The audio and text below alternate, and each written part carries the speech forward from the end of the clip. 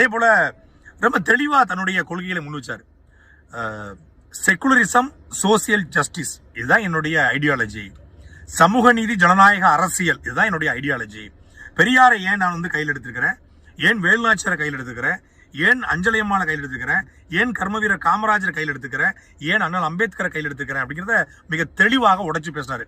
சமூக நீதி, சமத்துவம், சகோதரத்துவம் என்பதுதான் ஒட்டுமொத்தமான எல்லா கட்சியோட கொள்கையா இருக்கு. ஆனா கொள்கையை உள்ள வச்சுக்கிட்டு வெளியே நடக்கிறது ஒண்ணா இருக்கு. நம்ம அப்படி கிடையாது. நம்ம வெளிப்படையா பிராங்கா உடைச்சு பேசிடுவோமோ அப்படின்னு சொல்லி உடைச்சு பேசினாரு. அதெல்லாம் கொள்கைகள். விஜயனோட கொள்கை என்ன? நாம் தமிழ் சொல்லி கொள்கை தான். கிட்டத்தட்ட அண்ணன் சீமான் அவர்களுடைய அரசியலை ஒரு அடுத்த அப்டேட்டட் வெர்ஷனாக தான் விஜய் முன் வச்சிருக்காரு. சொல்ல போனா அதே மாதிரியான தமிழர் அடையாளங்களை முன்னிறுத்துவது, தமிழ் முன்னோர்களை முன்னிறுத்துவது, வேலுநாச்சியாரை முன்னிறுத்துவது, கர்மவீர காமராஜருடைய நேர்மை ஆட்சியை முன்னிறுத்துவது, தமிழ்நாட்டு மக்களுக்கான அரசியல், சாதாரண எளிய மக்களுக்கான அரசியல், இது எல்லாத்தையுமே இன்னைக்கு மேடையில பார்க்க முடிஞ்சுது. சீமானுடைய அரசியலை இன்னும் கொஞ்சம் அவர் பிரம்மாண்டப்படுத்திருக்காருன்னு சொல்லலாம். ஒரு பிரம்மாண்டமா ஒரு 100 கோடி ரூபாய் செலவாய், நிச்சயமா 100 கோடி செலவாயிருக்கும். ஏன்னா இந்த மாநாட்டில் சாதாரணமான இல்ல, நிச்சயமா 100 கோடி செலவாயிருக்கும்.